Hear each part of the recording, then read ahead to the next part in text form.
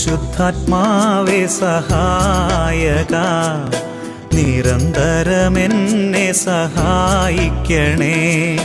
നിത്യവും കൂടെ വസിക്കുന്നോനേ, അഭിഷേകത്തിൻ അഗ്നി നിറച്ചിടണേ.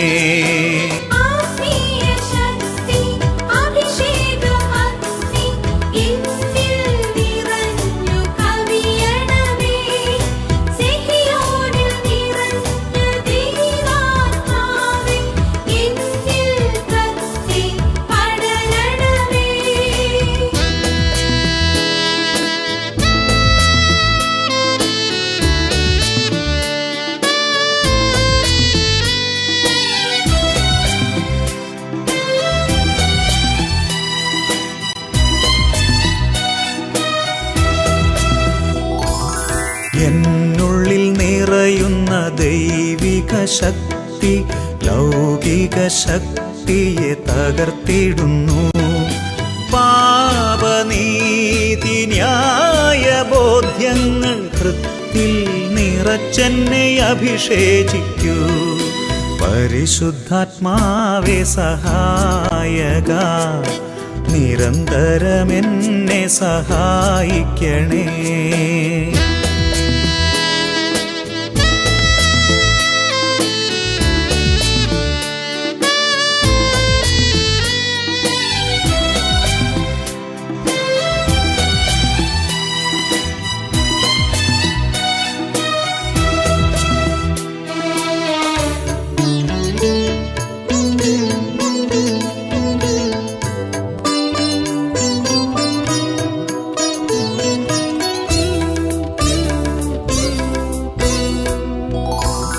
വചനം പഠിക്കുവാൻ കൃപ ചൊരിയണമേ, അനുസ്മരിച്ചിടാനും വരമരുളൂ. ദൈവപുത്രന് സാക്ഷ്യമേകാൻ അഭിഷേക അഗ്നിയെ ജ്വലിപ്പിച്ചിടൂ.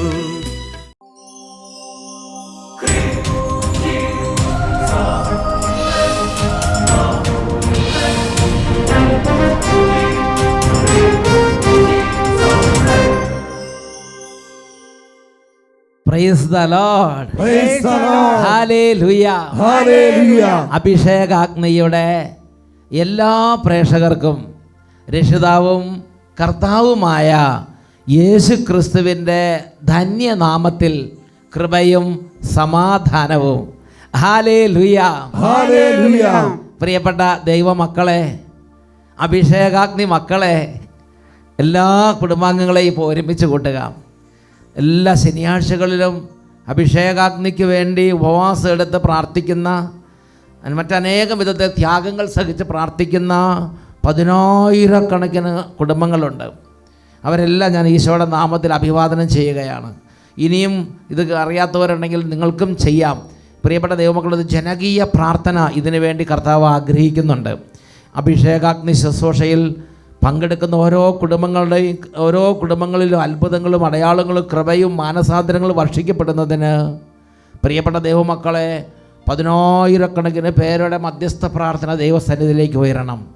ഇനി ആരെങ്കിലും ചെയ്യാൻ ആഗ്രഹിക്കുന്നുണ്ടെങ്കിൽ ഇതൊരു വോളണ്ടറി മിനിസ്ട്രിയാണ്. നിങ്ങൾക്കെല്ലാവർക്കും ഈ അഭിഷേകത്തിനു വേണ്ടി ശനിയാഴ്ച ഒരു നേരം ഒരു ചെറിയ ത്യാഗം സഹിച്ച് കാഴ്ചവെക്കാം.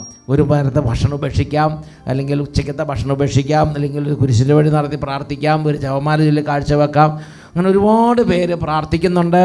എല്ലാ അഭിഷേകത്തിൻ്റെ മക്കളെയും ദൈവസമൃദ്ധമായി അനുഗ്രഹിക്കട്ടെ. കുട്ടികൾ, യുവതി യുവാക്കന്മാരെല്ലാം പ്രാർത്ഥിക്കുന്നുണ്ട്. പ്രിയപ്പെട്ട ദൈവമക്കളെ, അഭിഷേകഗ്നി അച്ഛന്മാരെന്ന് പറഞ്ഞ ബിനോയച്ചൻ, അതുപോലെ സോജിയച്ചൻ, സാംസണച്ചൻ എല്ലാവരും ശുശ്രൂഷ ചെയ്യുമ്പോൾ നമ്മുടെ പ്രാർത്ഥന കൊണ്ട് അവരെ ശക്തിപ്പെടുത്തണം. അച്ഛനും നിങ്ങളുടെ കൂടെ ഉണ്ട്, നിങ്ങൾക്ക് വേണ്ടി അച്ഛനും പ്രാർത്ഥിക്കുന്നുണ്ട്. ഇന്ന് നിങ്ങളോട് കൂടെ ആയിരിക്കാൻ ദൈവം തന്ന ഈ അവസരത്തെ ഓർത്ത് ഞാൻ ദൈവത്തിന് കോടാനുകോടി നന്ദി പറയുകയാണ്. എൻ്റെ പ്രിയപ്പെട്ട ദൈവമക്കളെ, ഇന്ന് നമ്മൾ ചിന്തിക്കുന്നൊരു വചനം വിലാപത്തിൻ്റെ പുസ്തകത്തിൽ 3-ാം അധ്യായത്തിൽ 19-ാം തിരുലിഖിതമാണ്. ദൈവത്തിൻ്റെ വചനം ഇങ്ങനെ പറയണത്: എൻ്റെ കഷ്ടതയുടെയും അലച്ചിലിൻ്റെയും ഓർമ്മ കൈപ്പേറിയ വിഷമാണ്. എൻ്റെ പ്രിയപ്പെട്ട ദൈവമക്കൾ, അനേകം പേരുടെ വേദനയാണത്. ഇന്ന് വേദനിക്കുന്ന ഹൃദയങ്ങളെ കർത്താവ് തൊടാൻ പോവുകയാണ്. ഞാൻ അട്ടപ്പാടിയിൽ താമസത്തിലുള്ള ധ്യാനം നടത്തുമ്പോൾ താമസ ധ്യാനം കൂടി ഒരു ദൈവ പൈതൃക അനുഭവം പറഞ്ഞു.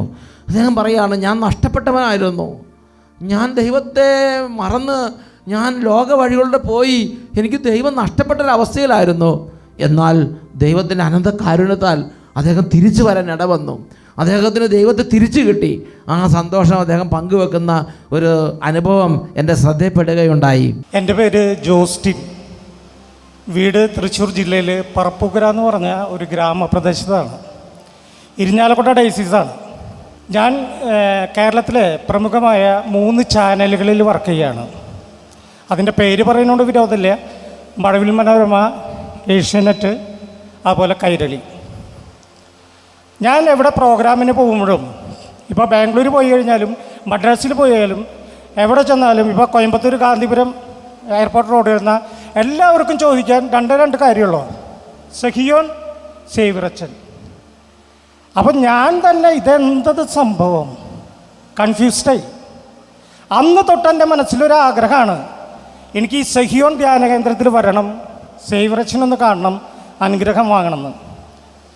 പക്ഷേ എൻ്റെ പ്രോഗ്രാമിൻ്റെ തിരക്ക് കൊണ്ടും അതുപോലെ അച്ഛൻ്റെ ഇവിടുത്തെ ബുക്കിംഗ് ഓൺലൈൻ കിട്ടാത്തത് കൊണ്ടൊക്കെ അതിന് അവസരം കിട്ടിയില്ല. പക്ഷെ ദൈവം എനിക്ക് ഈ കഴിഞ്ഞ ലാസ്റ്റ് ജൂലൈ 28 എനിക്കൊരു അവസരം ഒരുക്കി. I met an accident. എനിക്കൊരു ആക്സിഡൻ്റ് ഉണ്ടായി. അങ്ങനെ നേരെ ഗവൺമെൻറ് ഹോസ്പിറ്റലിൽ കൊണ്ടുപോയി. അവിടുന്ന് ഒരു പ്രൈവറ്റ് ഹോസ്പിറ്റലിലേക്ക് മാറ്റി. എനിക്കിവിടെ ഈ ഭാഗത്ത് ഒരു 12 സ്റ്റിച്ചായിരുന്നു തലയുടെ മുകളിൽ. തലയിൽ തന്നെ 12 സ്റ്റിച്ച്. പിന്നെ ഈ കണ്ണിൻ്റെ മുകളിൽ കാണാൻ, നിങ്ങൾക്ക് അതിൻ്റെ മാർക്കുകൾ കാണാൻ പറ്റും, 4 സ്റ്റിച്ച് ഉണ്ടായിരുന്നു. അപ്പോൾ അവിടുത്തെ ഡോക്ടർ പറഞ്ഞു, ഇതിങ്ങോട്ട് കുറച്ച് ഫോർക്കറ്റിലേക്ക്, ഈ നിറന്നിട്ടിലേക്ക് മാറിങ്ങി ഇപ്പോൾ ഈ ധ്യാനത്തിന് വന്നിരിക്കാൻ ഞാൻ ഉണ്ടാവില്ല. വേഴ് പണ്ടേ മണ്ണോട് മണ്ണായി തീരും. അത് കുറച്ച് താഴ്ന്നെങ്കിൽ എൻ്റെ വലത് കണ്ണ് നഷ്ടപ്പെടും. അപ്പോൾ അത് കേട്ട്, അപ്പം ഞാൻ ആ സമയത്ത് അൺകോൺഷ്യസ് ആയിരുന്നു. പിറ്റേ ദിവസം കാലത്ത് എഴുന്നേറ്റ് വന്ന് ഞാൻ നോക്കുമ്പോൾ മുഖം കംപ്ലീറ്റ് വികൃതമായിട്ടിരിക്കണേ, അവിടെയും ഇവിടെയൊക്കെ പൊട്ടി ഇതൊക്കെ കവർ ചെയ്ത് ഇങ്ങനെ ഇരിക്കണേ. അപ്പോൾ ICUലായിരുന്നു. അപ്പം ഞാനിങ്ങനെ ഓരോ കാര്യങ്ങളിങ്ങനെ പറഞ്ഞിരിക്കുന്ന സമയത്ത് എൻ്റെ ഫ്രണ്ട് തന്നെയാണ് ഡോക്ടർ, പീറ്റർ ആലപ്പാട്ടെന്ന് പറയും. അപ്പോൾ പീറ്റർ ഡോക്ടർ വന്നിട്ട് പറഞ്ഞു, ജോസിന് അധികം സ്ട്രെയിൻ കൊടുക്കരുത് കണ്ണിനോ. അപ്പോൾ ഒരു കണ്ണ് തുറന്നിട്ടുണ്ട്. ഞാൻ അപ്പോഴാണ് ഇവിടുത്തെ അഭിഷേകാഗ്നി, അതിൻ്റെ, ഞാൻ എന്തായാലും വെറുതെ ഇരിക്കുകയാണ്, അതിൻ്റെ വീഡിയോസ് ഒന്ന് കാണാം. അത് കണ്ട് എനിക്ക് വേണ്ടി പ്രാർത്ഥിക്കാൻ ആരുമില്ല, എൻ്റെ പേരൻസ് എക്സ്പയർഡാണ്. അപ്പോൾ എനിക്ക് വേണ്ടി ഒരു കെയറിങ് ഒന്നും ഇല്ല. അപ്പോൾ ഇത് കാണാം. സേവിറച്ചിനെ ഞാൻ സത്യം പറഞ്ഞാൽ ഈ വീഡിയോസിൽ, അപ്പോൾ ആൾ പറഞ്ഞു, നീ വീഡിയോ കണ്ട് ഒരു കണ്ണിന് മാത്രം സ്ട്രെങ്ത്ത് കൊടുക്കരുത്, അത് നെർവിനെ ബാധിക്കും. അതുകൊണ്ട് അപ്പം ഞാൻ പറഞ്ഞു, എനിക്ക് കേൾക്കാലോ. അങ്ങനെ ഹെഡ്ഫോൺ തന്നു. പിന്നെ ഹെഡ്ഫോൺ വെച്ചായി ഞാനിത് കേൾക്കൽ. ഇങ്ങനെ 5 ദിവസത്തോളം എനിക്ക് ഭയങ്കര പെയിനായിരുന്നു. 5 ദിവസം കഴിഞ്ഞപ്പോൾ ഇത് ഹെഡ്ഫോൺ വയ്ക്കും, അത് കേട്ട് ഞാൻ ഉറങ്ങും. അങ്ങനെ ഒരു 10 ദിവസമായപ്പോഴേക്കും ഇത് കുറഞ്ഞ്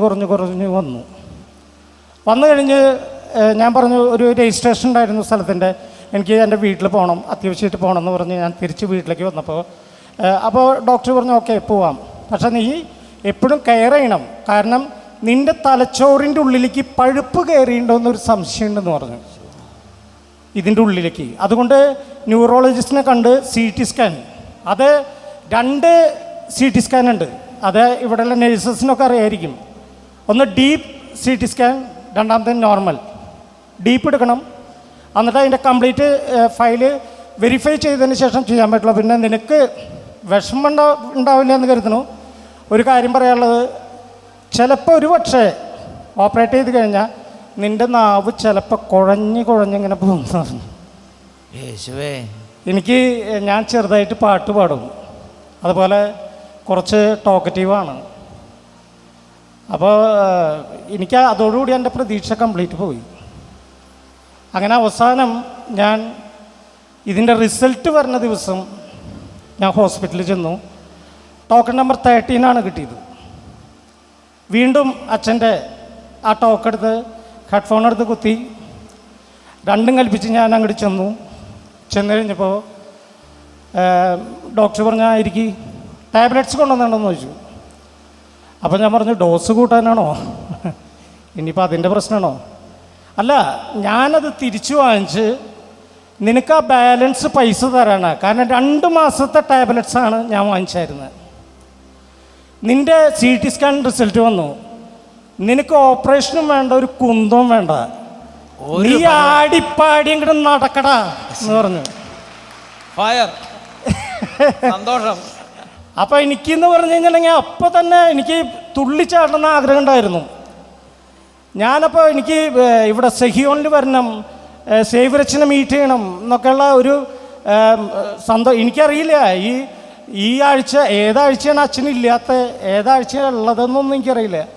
അങ്ങനെ ഞാൻ ഒരു ജ്യൂസ് കുടിക്കാനായിട്ട് ഇറങ്ങിയ സമയത്ത് രോഗി ഇച്ഛിച്ചതും പാല്, വൈദ്യൻ കൽപ്പിച്ചതും പാല് എന്ന് പറഞ്ഞോണം എൻ്റെ ഒരു സുഹൃത്ത്, ആളിപ്പോൾ ഇവിടെ ഉണ്ട്.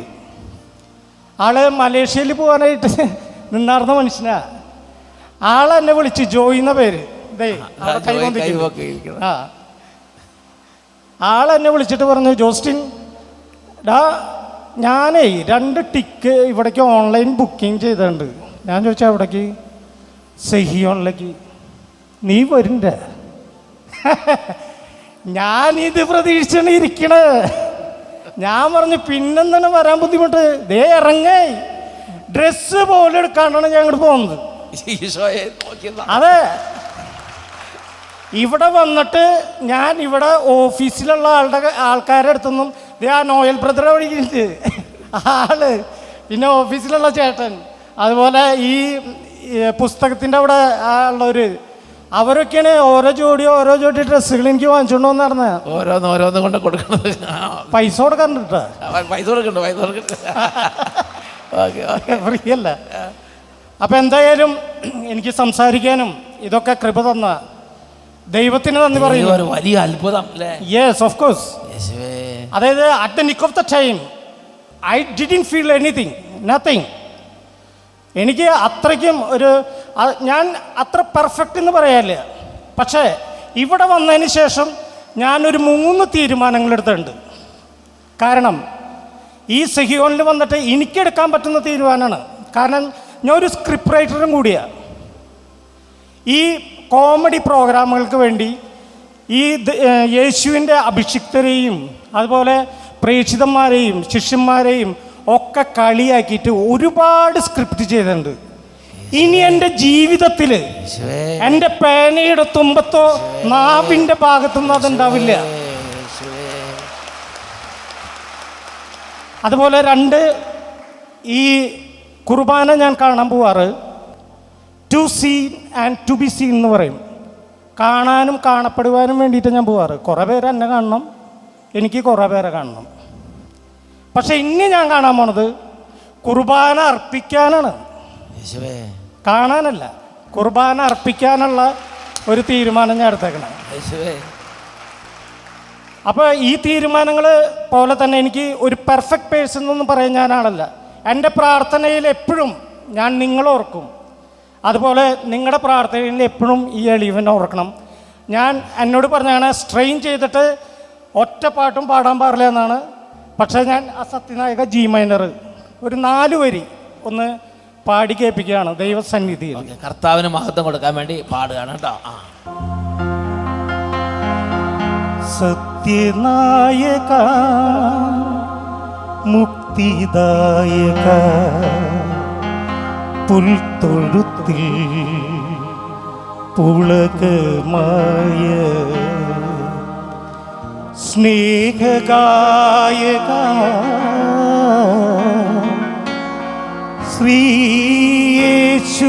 ശ്രീയേശുനായക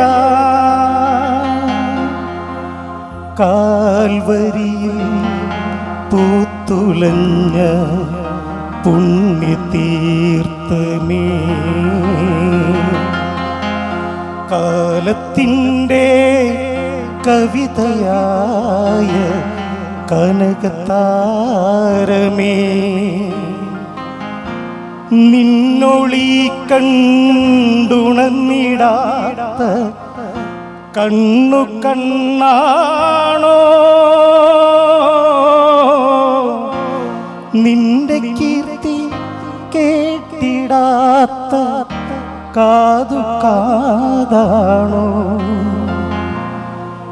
നിന്റെ കീർത്തി കേട്ടിടാത്ത കാതു കാതാണോ. Thank you. Thanks, Lord. Thank you, Father.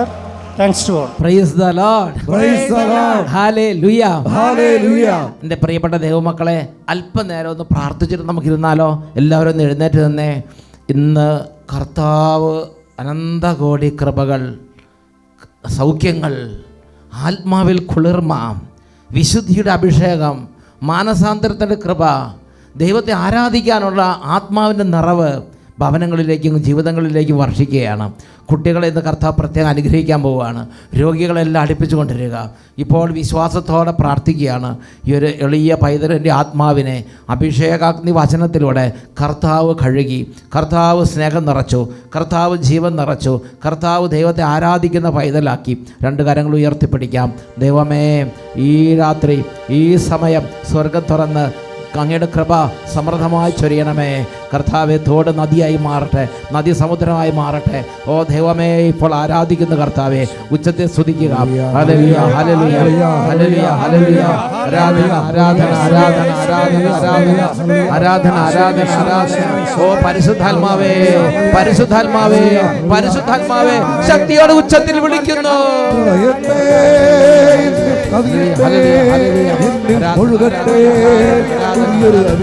പരിശുദ്ധാത്മാവേ, ആരാധന,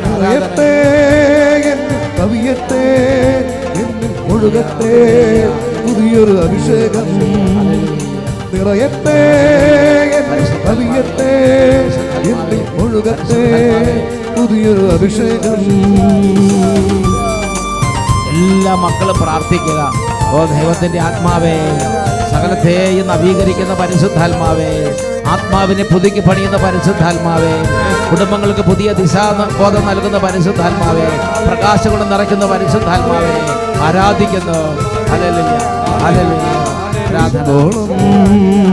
മാനസാന്തരം ഇല്ലാത്ത മാനവരെ നേടിടുവാൻ പരിശുദ്ധാത്മാവേ, പാപസുഖം വെടിയാത്ത ജീവിതങ്ങളെ നേടിടുവാൻ ആത്മാവേ വരദാനത്തിൻ ശക്തി അയച്ചു നയിക്കണമേ.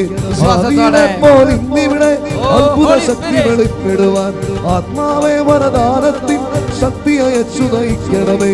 ആദീനെ പോലിന്നിവിടെ അത്ഭുത ശക്തി വെളിപ്പെടുവാൻ നിറയത്തെ കൈകൾ ഉയർത്തി വലിയ ആഗ്രഹത്തോടെ പരിശുദ്ധാത്മാവേ, ഇപ്പോൾ ഈ ഭവനത്തിലേക്ക് നിറയണമേ. ഹൃദയത്തിലേക്ക് നിറയണമേ. കൈകൾ ഉയർത്തി ആഗ്രഹത്തോടെ വിളിച്ച് അപേക്ഷിക്കുന്നു.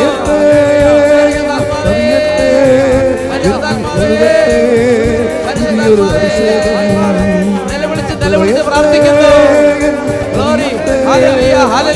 ഹൃദയങ്ങൾ തുറക്കുന്ന പരിശുദ്ധാത്മാവേ, ജീവിതങ്ങളെ ദൈവത്തിന് വേണ്ടി ഒരുക്കുന്ന പരിശുദ്ധാത്മാവേ, ഇപ്പോൾ പ്രവർത്തിക്കണമേ. Hallelujah, hallelujah, hallelujah. ഇപ്പോൾ കുഞ്ഞുങ്ങളുടെ മേൽ ശക്തമായി ആവർത്തിക്കണമേ പരിശുദ്ധാത്മാവേ. Hallelujah, hallelujah, hallelujah, hallelujah. ഓ പരിശുദ്ധാത്മാവേ, എല്ലാ ഹൃദയങ്ങളും നിറയണമേ, എല്ലാ ജീവിതങ്ങളിലും നിറയണമേ, എല്ലാ കുടുംബങ്ങളിലും നിറയണമേ. കൈകൾ ഉയർത്തി ആദരവത്തോടെ പരിശുദ്ധാത്മാവേ നിറയണമേ. കവിയത്തെ എന്നിൽ ഒഴുകത്തെ പുതിയൊരു അഭിഷേകം നിറയത്തെ കവിയത്തെ എന്നിൽ ഒഴുകത്തെ പുതിയൊരു അഭിഷേകം അഭിഷേകം പുതിയൊരു അഭിഷേകം പുതിയൊരു അഭിഷേകം.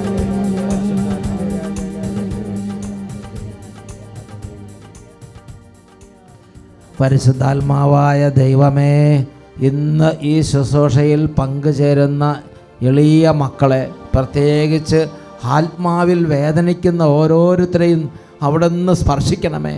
ഓ Holy Spirit, touch and heal.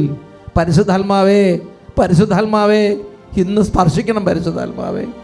അന്ധകാരത്തിൻ്റെ പീഡകളിലിരിക്കുന്നവർ, പിശാചിൻ്റെ ഉപദ്രവത്തിലിരിക്കുന്നവർ, പാപത്തിൻ്റെ ബന്ധനത്തിലിരിക്കുന്നവർ, അന്ധകാര കോട്ടകളിൽ തടവറകളിൽ ബന്ധിക്കപ്പെട്ട് കിടക്കുന്നവർ തടവറ ഭേദിക്കാൻ തക്കവിധം ഒരു പുതിയ അഭിഷേകം നിറയട്ടെ കർത്താവേ. ഒരു പുതിയ കൃപ ഈ ദാസിദാസന്മാരുടെ മേൽ നിറയട്ടെ.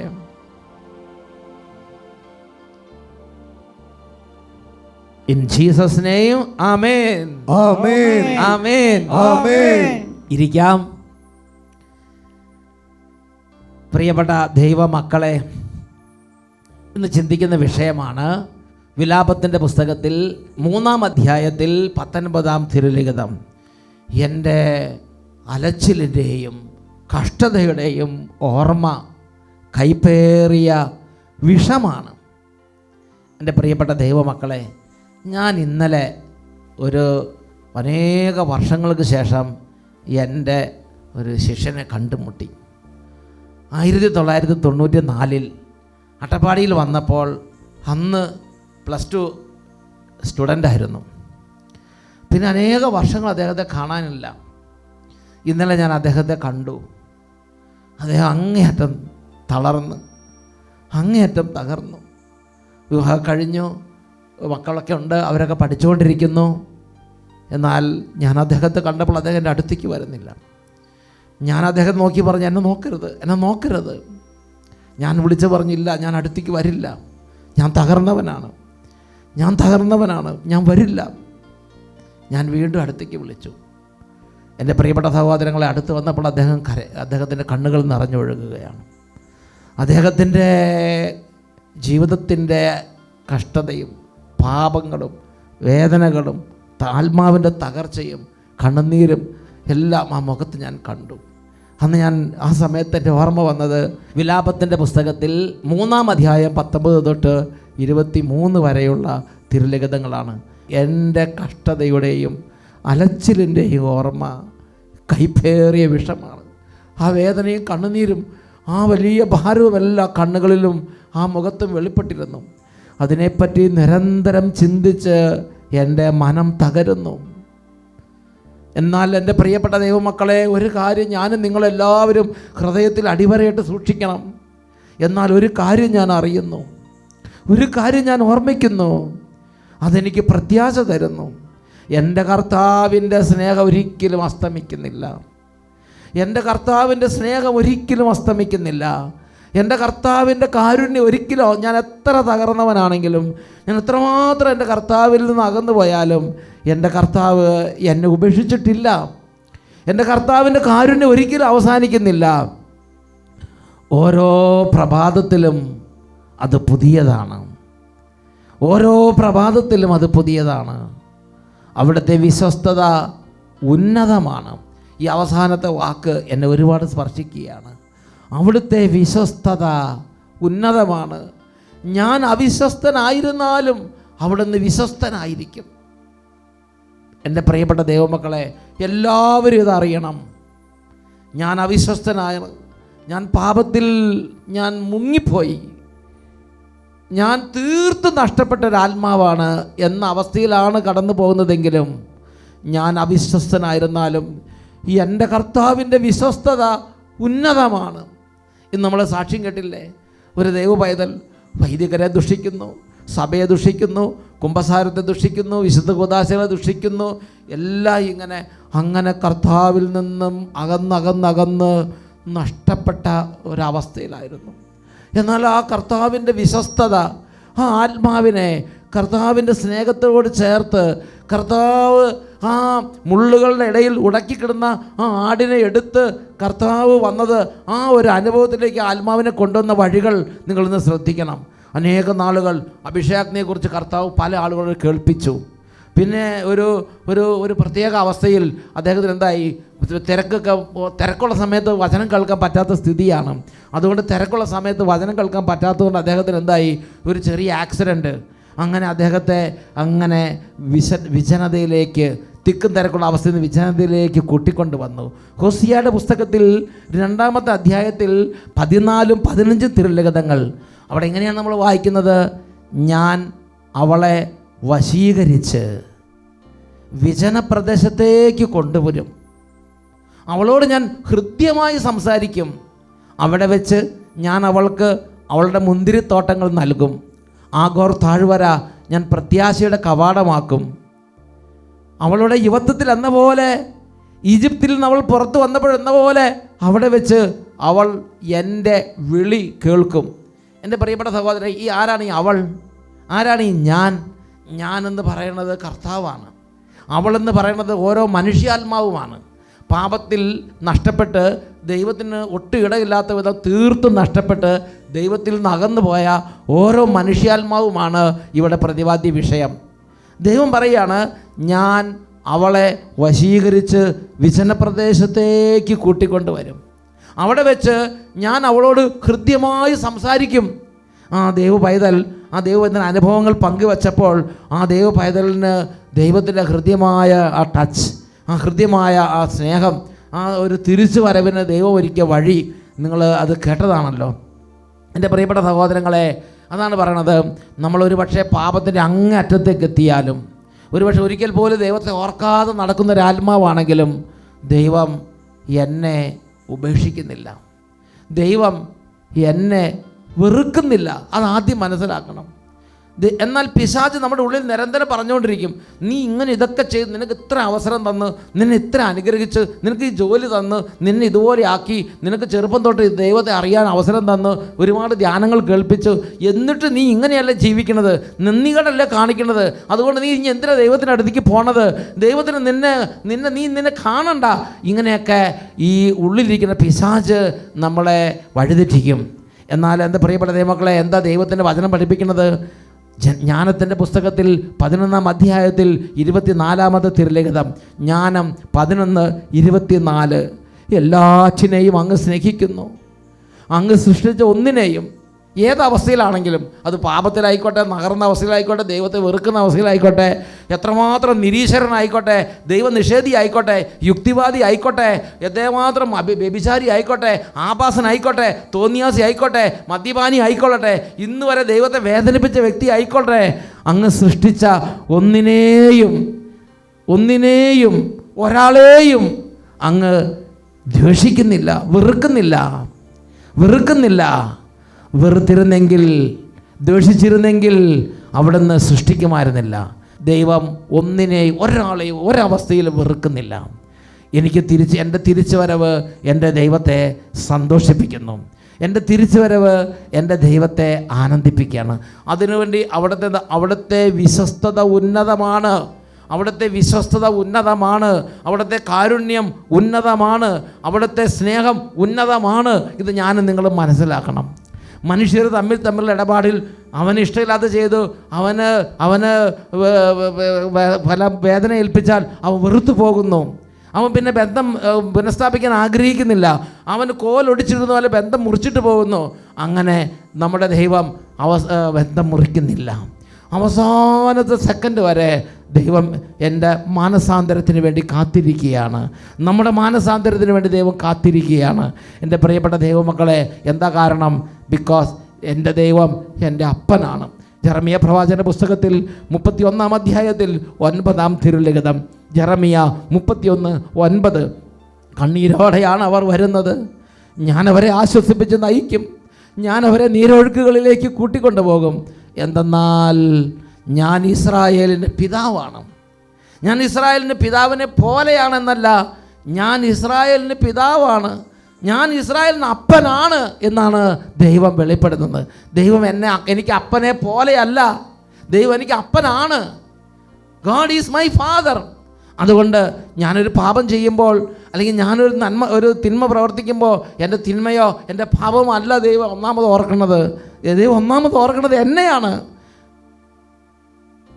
ഉത്തമഗീതത്തിൽ 7-ാം അധ്യായത്തിൽ 10-ാമത്തെ തിരുലിഖിതം, ഉത്തമഗീതം 7:10, സോങ് ഓഫ് സോങ്സ് 7:10, കർത്താവ് പറയുന്നത് എങ്ങനെയാണ്? കർത്താവിൻ്റെ വചനത്തിൽ ഇങ്ങനെയാണ് വെളിപ്പെടുത്തുന്നത്: ഞാൻ എൻ്റെ പ്രിയൻ്റേതാണ്, അവൻ എന്നെയാണ് കാംക്ഷിക്കുന്നത്. I am my beloved's and his desire is for me. I am my beloved's and his desire is for me. എൻ്റെ പാപമോ എൻ്റെ പുണ്യമോ അല്ല അവിടുന്ന് ആദ്യം കണക്കിലെടുക്കുന്നത്. എൻ്റെ പ്രിയപ്പെട്ട സഹോദരങ്ങളെ, ഈ പരിശുദ്ധ കുർബാന എഴുന്നള്ളിച്ച് വെക്കുന്ന ഈ പ്രാർത്ഥനയുടെ സമയത്ത് ഓരോ ആത്മാവിൻ്റെ എന്ത് തന്നെയാണെങ്കിലും ഈ സമയത്ത് കർത്താവ് പറയുകയാണ്. യെശയ്യ 1-ാം അധ്യായത്തിലെ 18-19 തിരുലിഖിതങ്ങൾ, വരുവിൻ നമുക്ക് രമ്യതപ്പെടാം. നിങ്ങളുടെ പാപങ്ങൾ കടും ചമപ്പാണെങ്കിലും അവ മഞ്ഞുപോലെ ഞാൻ വെണ്മയുള്ളതാക്കി തരും. അവ രക്തവർണ്ണമെങ്കിലും കമ്പിളി പോലെ ഞാൻ വെളുപ്പിക്കും. അനുസരിക്കാൻ സന്നദ്ധരെങ്കിൽ നിങ്ങൾ ഐശ്വര്യം ആസ്വദിക്കും. ഇന്ന് ആ അനുഭവം പറഞ്ഞ ആ മകൻ ജോസ്റ്റിൻ പറഞ്ഞത് കണ്ടില്ലേ? അദ്ദേഹം കർത്താവിൻ്റെ വിളി കേട്ടു, കർത്താവിൻ്റെ അരികിലേക്ക് വചനം കേട്ടു, കർത്താവിന് വേണ്ടി ദാഹിച്ചു. കർത്താവ് കടും ചമപ്പ് കമ്പിളി പോലെ വെളുപ്പിച്ചു കൊടുത്തു. രക്തവർണ്ണമാണ്. ദൈവത്തെ ഉപേക്ഷിച്ച് വേദനയിൽ നടന്ന് അദ്ദേഹം എപ്പോഴും പറയുന്നത്, ഞാൻ പെർഫെക്റ്റ് അല്ല, എനിക്ക് വലിയ ബുദ്ധിമുട്ടുകളുണ്ട്. അദ്ദേഹം പലതരത്തിലുള്ള വേദനയിലൂടെയും ആത്മനാശത്തിലൂടെയും കടന്നുപോയി. കടും ചമപ്പായിരുന്ന പാപങ്ങൾ കർത്താവ് കഴുകി മഞ്ഞുപോലെ വെളുപ്പിച്ച് കർത്താവിൻ്റെ പ്രിയനാക്കി മാറ്റിയ അനുഭവം ഈ ആരാധനയുടെ സമയത്ത് മക്കളെ നമുക്ക് പ്രാർത്ഥിക്കാം.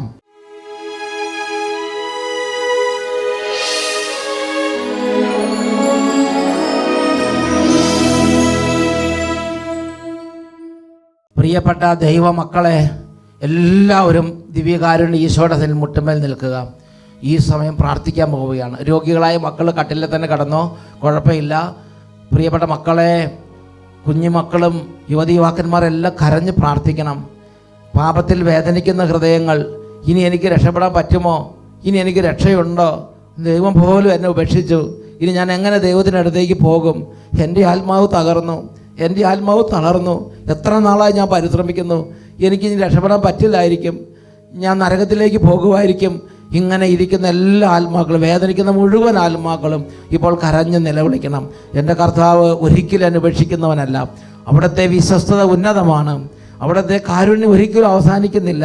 മരിക്കുന്ന സെക്കൻഡ് വരെ അവിടെ നിന്ന് എനിക്ക് വേണ്ടി കാത്തിരിക്കുകയാണ്.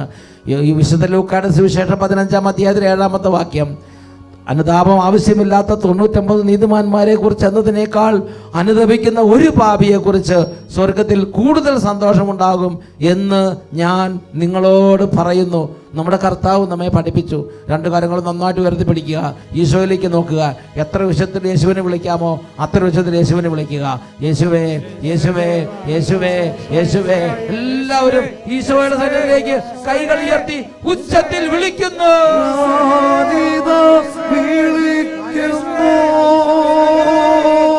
യേശുവേ